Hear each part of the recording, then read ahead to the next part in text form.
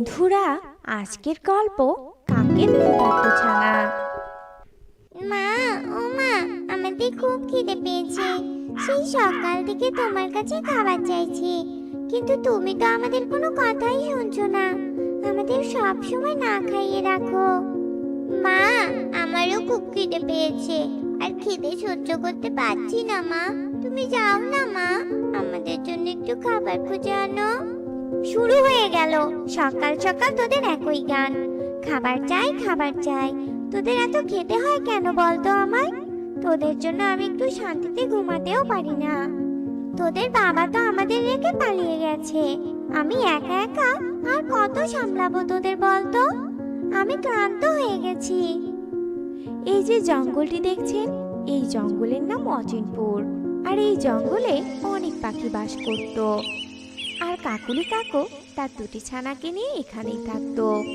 কাকুলি কাকের স্বামী কালু কাক বেশ কিছুদিন আগে তাদের ছেড়ে চলে গেছে। সেই থেকে কাকুলি কাকের অনেক কষ্ট হয়ে গেছে ছানাদের দেখাশোনার জন্য। ছানারা সব সময় খিদের জ্বালায় কাকুলির কাছে কান্নাকাটি করত। আর বাচ্চাদের এমন কান্নাকাটি দেখে দেখে কাকুলি এক সময় অনেক বিরক্ত হয়ে যায়। কাকুলি অনেক কষ্ট করে কিছু দানা খুঁজে এনে ছানাদের খেতে দেয়। খাবার খেয়ে ছানারা ভীষণ খুশি হয়। অনেক অভাব অনটনে কাকুলির দিন কেটে যেত, কিন্তু কাকুলি ওর ছানাদের খিদের জ্বালা কখনোই কমাতে পারতো না।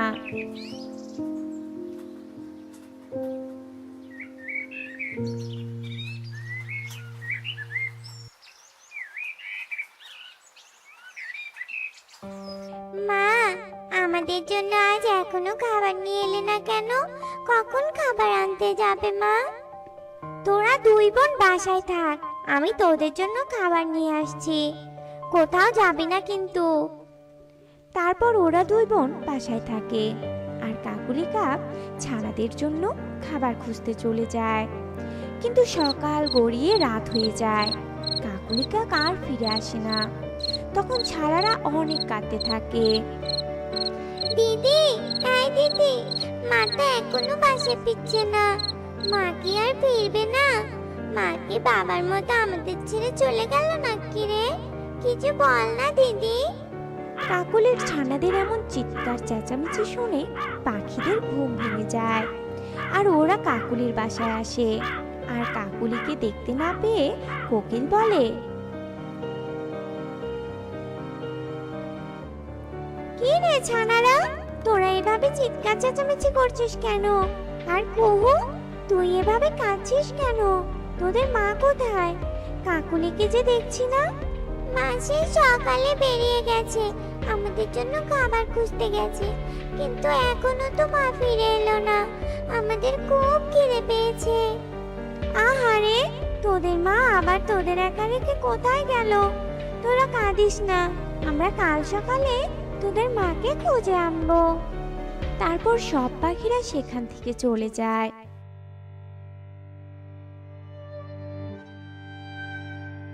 আর পরের দিন কোকিল আর টিয়ে কাকুলিকে খুঁজতে যায়। আর অনেক খোঁজাখুঁজির পর একটি নদীর ধারে কাকুলিকে পড়ে থাকতে দেখতে পায়।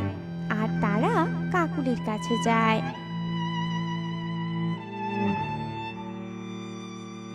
আরে, এই কাকুলি, কাকুলি, কি হয়েছে? এ কি, কাকুলির তো নিঃশ্বাস নেই।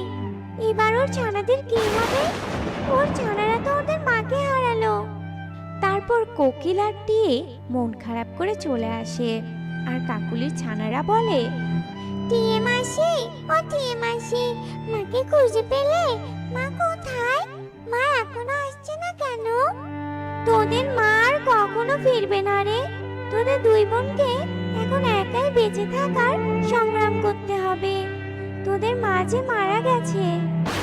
এ কথা বলে টিয়া আর কোকিল সেখান থেকে চলে যায়। আর ছানা দুটো খুব কাঁদে। মা আমাদের রেখে চলে গেল, এখন আমরা কার কাছে থাকবো? আমরা কি খাবো? আমাদের তো না খেয়ে মরে যেতে হবে।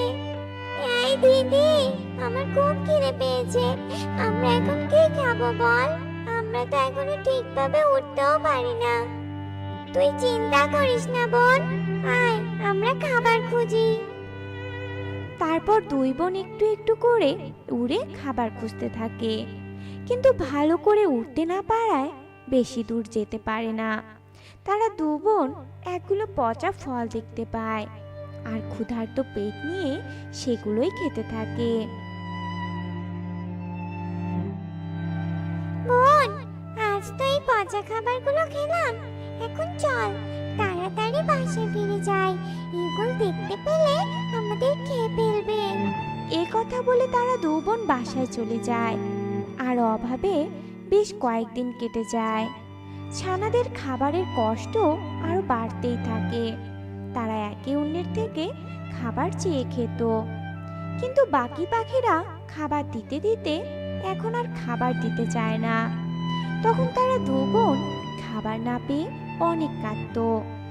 একদিন তাদের মাঝে ছোট ছানাটি অসুস্থ হয়ে যায়, আর তখন সব পাখিরা মিলে উল্লু পেঁচা ডাক্তারকে ডেকে নিয়ে আসে। এদের না খেয়ে থাকার কারণে শরীর অনেক দুর্বল হয়ে গেছে। এত ছোট ছানা হয়ে ওদের এভাবে না খেয়ে থাকা ঠিক না। এ কথা বলে পেঁচা কিছু ঔষধ দিয়ে সেখান থেকে চলে যায়। তখন পাখিরা বলে, সত্যি আমরা কিভাবে এত নিষ্ঠুর হতে পারলাম রে? এই ছানা দুটো এত কষ্ট করতো, না খেয়ে থাকতো, আর আমরা ওদের পাশে দাঁড়ালাম না। কিন্তু এই ছানাদের তো একটা ব্যবস্থা করতে হবে। ওরা এখন কার কাছে থাকবে? কারো তো উচিত ওদের দায়িত্ব নেওয়ার। তখন সেখানে সোনালী কাক আসে আর বলে, তোমরা চাইলে আমি ওদের দায়িত্ব নিতে পারি, কারণ আমারও কোনো সন্তান নেই, তাই আমি আজ থেকে ওদের মা হতে চাই। আরে, তাহলে তো ভালোই হলো, এত বড় একটা সমস্যার সমাধান সহজেই হয়ে গেল। ছানাদের নিয়ে আর কোনো চিন্তা থাকলো না। তারপর সব পাখিরা এতে সম্মতি দেয়, আর সোনালী কাক ছানাদের দায়িত্ব নেয়।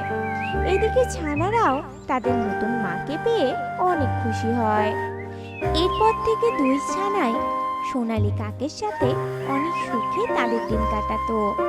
কাকুলি কাকের ছানা দুটো সোনালী কাককে মা বলে ডাকতো, আর সোনালী কাক কখনোই তাদের বুঝতে দিত না যে সে তার নিজের মা নয়।